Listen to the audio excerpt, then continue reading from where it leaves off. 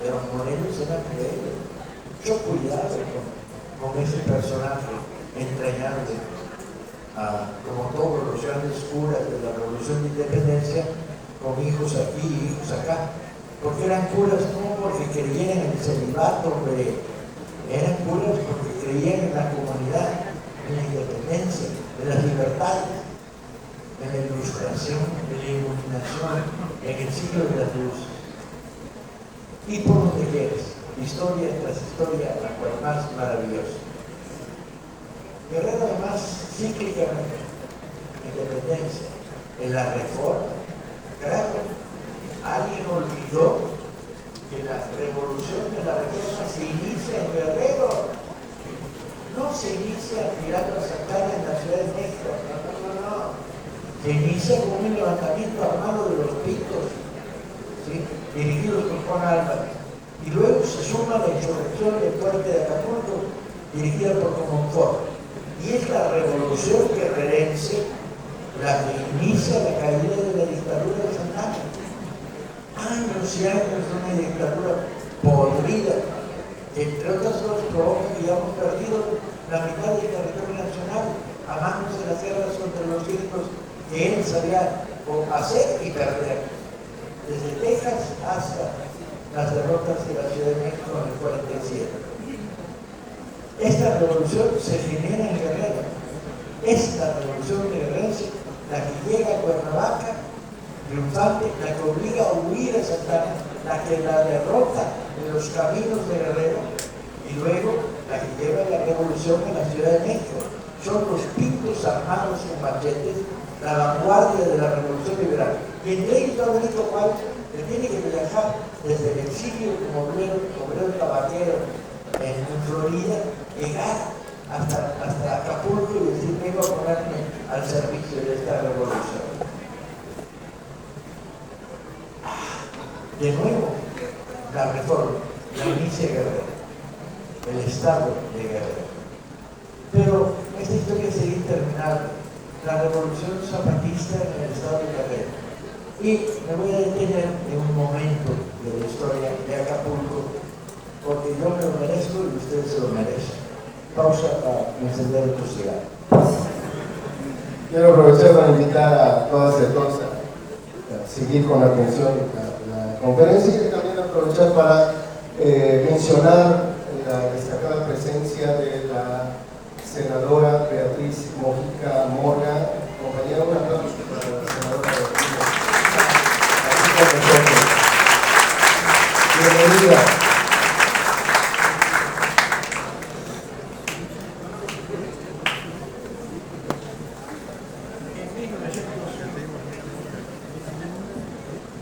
En 1920 la revolución se terminó. La etapa armada de la revolución materna. Zapata ha sido asesinado en Chinameca, Villa está derrotado haciendo guerra de guerrillas en el norte, cada vez más debilitado.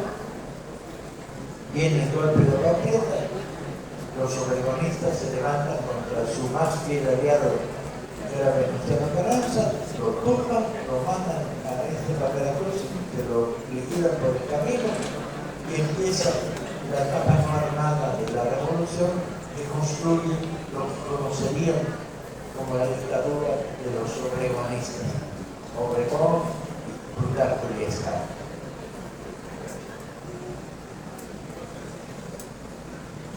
En esos años 20 se producen fenómenos aislados, pero no por ello más profundos o menos profundos.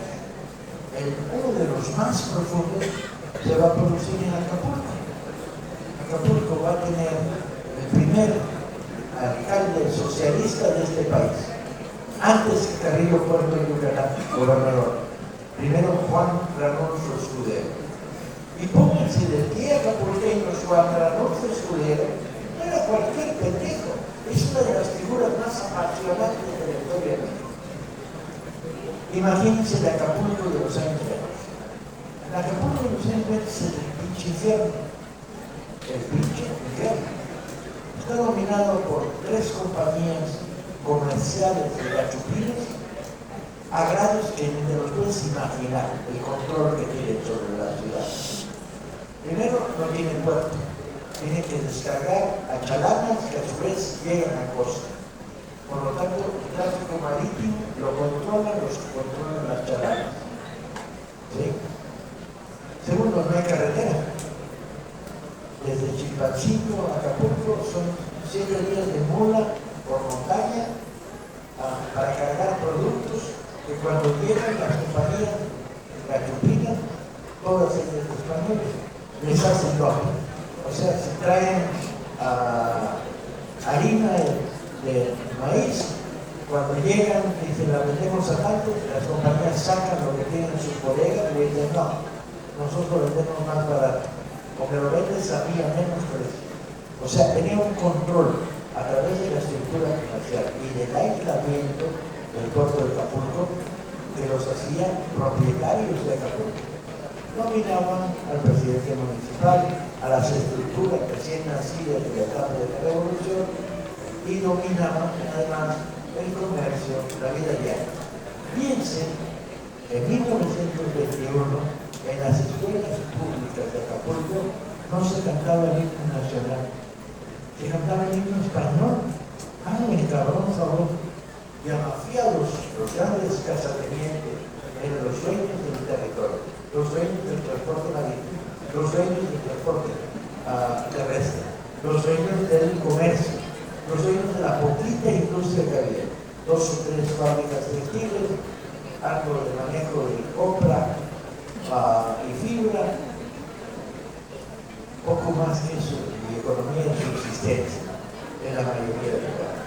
Y era el dominio absoluto, dominaban al ejército, claro, el ejército salido del obregonismo y de la revolución.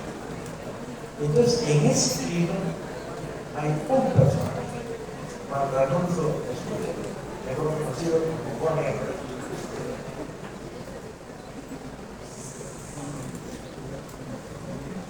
Hijo de un comerciante gachupín, también él, no de una de las principales familias, sino de una familia secundaria, se va, actúa como consejero de un juzgado en la Ciudad de México, aprende bastante de jurisprudencia, de legalidad, etc. Se va a Estados Unidos, empieza a estudiar ingeniería, no la termina y regresa al puerto. Y cuando regresa al puerto, influido por su contacto en Estados Unidos con los Flores Magón, decide crear un partido político de extrema izquierda, de oposición radical, y seguir los caminos que parecían abiertos en aquel momento de la lucha electoral. Entonces Juan llega a Acapulco, se pelea con su familia, con los hijos de las otras familias, con todos, y forman el Partido Obrero de Acapulco, el famoso POA. ¿Con quién lo forman?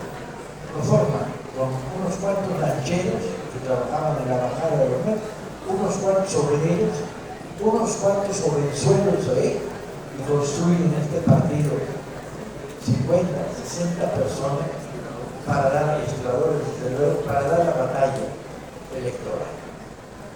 Y entonces, ¿cuál es su instrumento de trabajo? Pues su instrumento de trabajo es un periódico que, ¿cómo se llama? Se llama Regeneración, claro, como el nombre del periódico de los hermanos Magón. En una sociedad iletrada, ¿para qué chingados sirve un periódico si no hay quien lo lea? Y entonces el periódico se vuelve el foco de agitación y propaganda. ¿Qué hace Escudero? Publica el periódico, tiene una tinervita de esas fábricas laterales que baja la plancha y imprime uno a uno, y el periódico empieza a circular por toda la Costa Chica y por la Costa Grande. Y la gente lo lee. ¿Dónde lo lee? No lo lee en las hogueras de los pescadores, lo lee a la salida de una fábrica, lo lee y Regeneración va a crear lo mismo.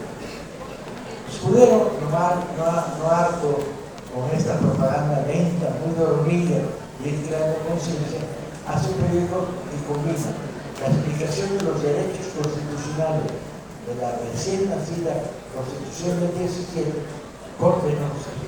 Vitaly Gachupín es un hijo de la chingada porque su perro muerde a los vecinos.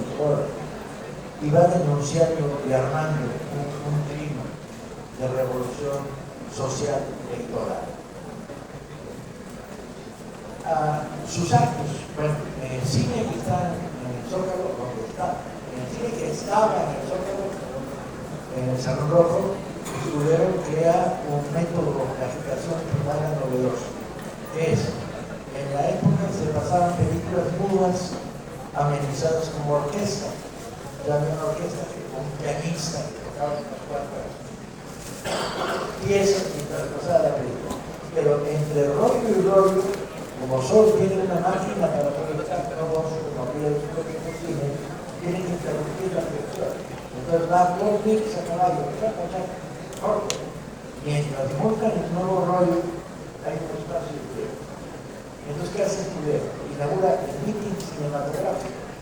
A mitad de películas de vampiros, de vaqueros, se sube al escenario y se trae. Y va construyendo el modelo del Partido Obrero de Japón.